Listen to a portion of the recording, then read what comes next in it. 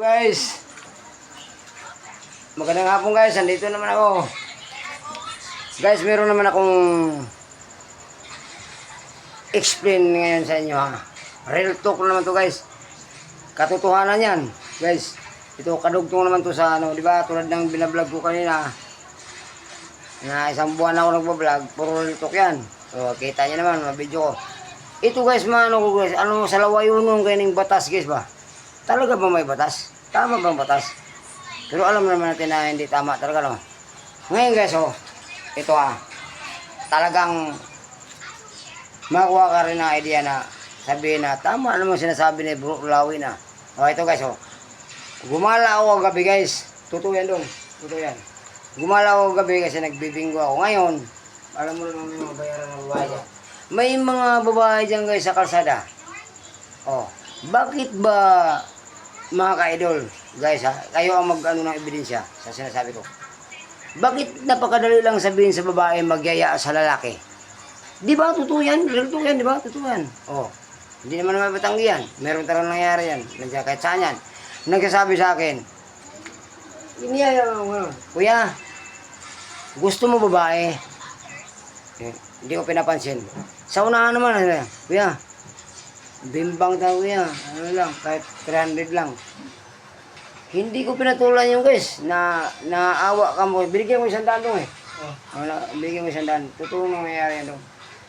Madali sa akin pa may pera dong, makilala mo lang ako kaya lang, sige, ito, nasa blay ako gabi dong ha. Pero hindi nagpaalam mo ako sa'yo. Bakit madali lang sabihin sa babae? Sabihin mo may batas, bakit kinakampihan yung babae? Ano bang motibo? Babae, lalaki, para sa tao. Bakit? Kaya nga namimiyasan yung mga babae, yung pang bastos ng babae kaysa lalaki. Tinan mo ngayon, tinan mo sa mga vlog, tinan mo sa Facebook.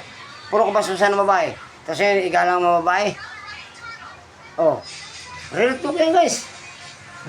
Yan. Batas, yan ang batas na sinasabi.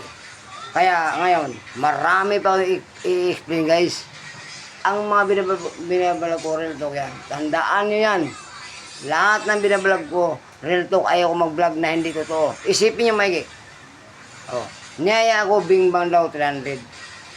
Ngayon, kung may batas talaga, kung talagang sumasang-ayon ko, ako hindi. Kahit marinig man, pasensya na sa sagasaan dyan. At least wala akong binabanggit na pangalan, pero batas ang sinasabi, kaya may batas.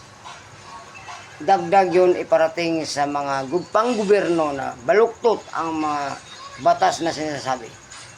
Ngayon, kung ibaliktad natin ang sitwasyon, bakit madali sa babae? Ngayon, kung sabihin ko ngayon, dyan sa kalsada, aalis ako ngayon, sabihin daw na, may babae naglalakad, sabihin ko, Miss, bembang tayo. O, tingnan natin kung di ako masampal. Baka i-demand daw, makulong pa, mabugbog pa ako. Di ba? Real talk, guys. Ano dong? Di ba, tama? Tapos sabihin na batas, tama? Ang batas, napakabaluktot, guys. Yan guys. Ngayon, sabihin nyo na hindi real talk.